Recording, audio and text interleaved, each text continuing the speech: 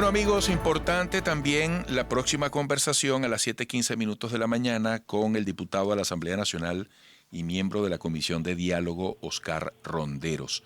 Diputado, buenos días, bienvenido. Buenos días, Eduardo, muchas gracias. Un saludo a toda tu audiencia. Gracias.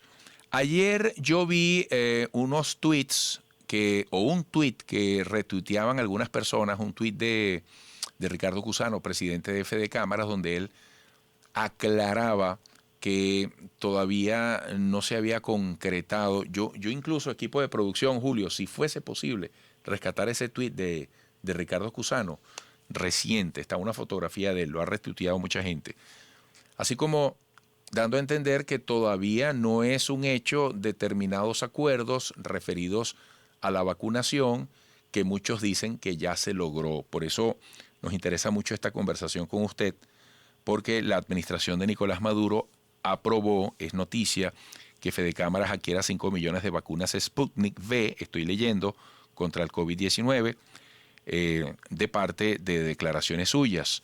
Entonces, quisieras que nos contara qué es lo que hasta ahora realmente se ha ido impulsando. Te cuento un poco cómo ocurrieron las cosas. Una visita del embajador ruso a la Cámara de Comercio no es parte en la gira del fin de semana en la que estuvimos acompañando al embajador ruso en la intención de buscar nuevas inversiones, incluso explorar el tema de la vacuna para nuevas partes, para los operadores turísticos.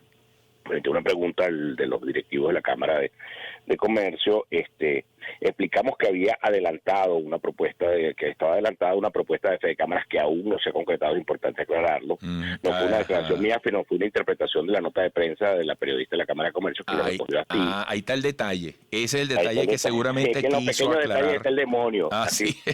Ahí seguramente está lo que Cusano quiso aclarar, exacto. Okay. Así es. Hay una propuesta de Fedecámaras de comprar 5 millones de vacunas, 4 millones de ellos para sus trabajadores y sus familiares. Nosotros consideramos que una propuesta altruista, muy bien intencionada, y en la intención de colaborar con el tema de la situación de salud cuando el gobierno en este momento no puede cubrir esas necesidades. Fíjate, además tenemos la situación de escasez de la vacuna, pues apenas se está empezando a producir.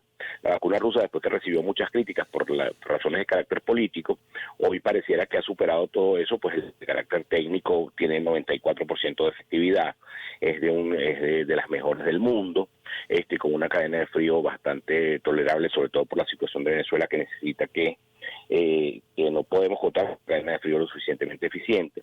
Entonces, bueno, hay una propuesta de Fedecámaras que nosotros venimos impulsando desde la Comisión de Diálogo, digo nosotros los diputados de la oposición en la nueva Asamblea Nacional, y que consideramos que el gobierno debe aprobarla en el término más breve posible. La declaratoria obedece a eso, porque no fue una declaración mía, como fue una nota de prensa que sacó la Cámara de Comercio, que interpretó la periodista de la Cámara que estaban aprobadas. Estamos hablando de la posibilidad de que eso se apruebe, porque la gente de la Cámara de Comercio no despertaba la posibilidad de comprar las vacunas ellos, o de ver cómo hacer para poder vacunar al personal que atiende al grupo, a la gente que acude a hacer turismo a Nueva Esparta. Entonces, bueno, le dijimos, mira, el camino es a través de cámaras, existe la posibilidad, incluso al día de hoy en Rusia todavía no se les vende a los privados, todavía todas las ventas son de gobierno a gobierno. A partir de mayo nos dijo el embajador que iban a abrir las ventas a privados, pero en grandes volúmenes. Por eso es necesario que las empresas afiliadas a Fedecámaras puedan contar con ese mecanismo a través de Fedecámaras como organismo de agrupación gremial. Qué interesante, diputado, que en este país procuremos y logremos algún día avanzar en materia del desprejuicio, en materia de la madurez suficiente para, más allá de las ideologías y las diferencias que afortunadamente todos en derecho tengamos, podamos lograr acuerdos, podamos entender cosas que nos beneficien a todos. Pero es que el tema de la vacuna está por encima de cualquiera de nuestras diferencias. Claro. El COVID, cuando va a matar, no te pregunta si tú eres chavista o eres opositor. Simplemente te mata y no te deja margen. En 3 o 4 días hay gente muerta. La última ola que estamos viviendo con la cepa brasileña es una cosa terrible, hasta el punto que hubo que la necesidad de cerrar la Semana Santa, que para nosotros los que somos representantes de Margarita, es un gran golpe desde el punto de vista económico, pero entendemos la justificación del gobierno frente a una situación de salubridad pública que nos pone en riesgo a todos. Ahora fíjate, tú decías algo interesante, y yo en eso como periodista, intentando la responsabilidad desde un principio, estuve muy pendiente e hicimos un trabajo de producción para consultarle al mundo científico. Y tú lo acabas de decir.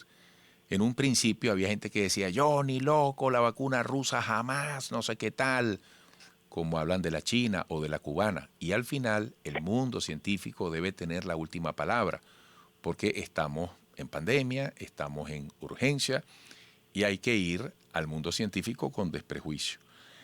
Fíjate, yo quiero aprovechar, diputado, este Fíjate lo contacto. que pasa, por ejemplo, Sí. con la vacuna de Pfizer, que te quería hacer la comparación. Ajá. La vacuna de Pfizer necesita una cadena de frío de menos 70 grados, en virtud de lo cual en Venezuela es muy difícil de considerarlo. Entonces vamos a terminar llevándole a la gente una vacuna en San Fernando de Apure, o en Margarita, o en Barcelona, donde tienes prácticamente 36, 40 grados centígrados de temperatura, donde no vas a poder garantizar la cadena de frío, entonces la vacuna va a llegar mala. Es preferible acceder a una cosa que sepamos que podamos cubrir con una cadena de frío eficiente. Fíjate qué interesante. Mira, te saco del tema brevemente porque acabo de conversar con Achilles Hopkins, presidente de la Confederación de Asociaciones de Productores Agropecuarios. Te saco del tema, pero me parece pertinente planteártelo porque tú eres miembro de la Comisión de Diálogo. Y en este momento, bueno, el diálogo puede ser bueno para muchas cosas. Y él está alertando sobre la situación del diésel para los productores agropecuarios.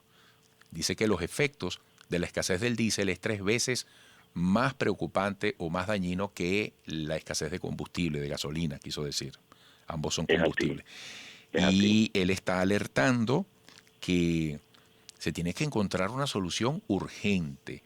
La comisión de diálogo podría hacer algo, en principio, diputado, para que Fedeagro llegue a las instancias oficiales, porque él dice que los responsables de la cartera agropecuaria del Ejecutivo no los atienden desde hace 3 años. Yo incluso le dije, mira, pero ni siquiera en las reuniones recientes que han sido públicas, jefe de cámara, con la Asamblea Nacional, me dijo, solamente ahí ha habido una exposición general, pero no hemos sido atendidos directamente.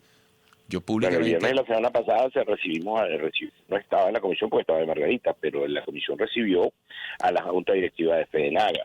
Hemos recibido también entiendo que los ganaderos están afectados, como puede estar la gente de FEDEAGRO, pero me pongo a la orden para servir de vehículo para recibir a la gente de FEDEAGRO cuando ellos lo consideren, cuando sea posible, incluirlos en la agenda de la comisión de diálogo, sin ningún prejuicio, te repito. Además, el tema del diésel tiene un problema con 2 causas muy graves. La primera, el tema de la destrucción de la producción de PDVSA, que nos permite, que ha bajado la producción de 3 millones de barriles diarios a 400.000 barriles diarios por la administración terrible de Nicolás Maduro y de Hugo Chávez en el ejercicio del poder. Esa es la primera causa que hay que empezar por identificar. Y la segunda causa es el tema de las sanciones, que impide el swap o el intercambio de petróleo por productos. Al venezolano poder vender su petróleo y no poder intercambiarlo por gasolina o por diésel, se produce esta crisis. No hay una sanción expresa, sino que las propias empresas que venían haciendo swap con PDVSA se cuidan porque todas actúan en el mercado occidental de financiero, en virtud de lo cual, si alguna de las empresas hace negocios con PDVSA, de inmediato es señalada en el mercado internacional. En consecuencia, las empresas se inhiben para cuidarse de no hacer ningún intercambio con PDVSA. Y así como está entrando, diputado, le dejo esta pregunta para el regreso. Así como está entrando gasolina importada, no puede entrar el diésel importado. Yo quiero, por favor, creo que es una necesidad y que el gobierno debe permitirlo y entender que la situación, no solamente el tema del transporte de alimentos, el tema del transporte de medicina, sí, el tema de las plantas termoeléctricas, Eduardo, todas esas plantas termoeléctricas, la mayoría funcionan con gasoil. Sí. Al no haber gasoil y el sistema hidroeléctrico estar tan afectado como está, no vamos a tener backup con las plantas termoeléctricas que funcionan hasta ahora. En virtud de lo cual lo del diésel es una necesidad y me pongo a la orden de Aquiles y de la gente de FEDEAGRO para agendar una reunión con la Comisión de Diálogo en el término más breve. Mira, te dejo este tuit de Jorge Botti para el regreso. Dice Jorge Botti, comienzan a hacer presencia fondos privados de capitales tradicionales venezolanos, interesados en tomar posiciones. El liderazgo debe preguntarse cómo aprovechar esto para promover cambios más profundos en lugar de rasgarse las vestiduras como si fuesen la Santa Inquisición. Yo quisiera al regreso, sin sacarte de tema, pero como tú estás en una comisión llamada de diálogo, negociación, paz, bueno, precisamente creo que para ti es interesante, en tus posibilidades de mediar, qué se puede hacer a favor de un país tan necesitado. Así que por favor al regreso quisiera tu reflexión. Perfecto. Amigos, regresaremos, sigan allí.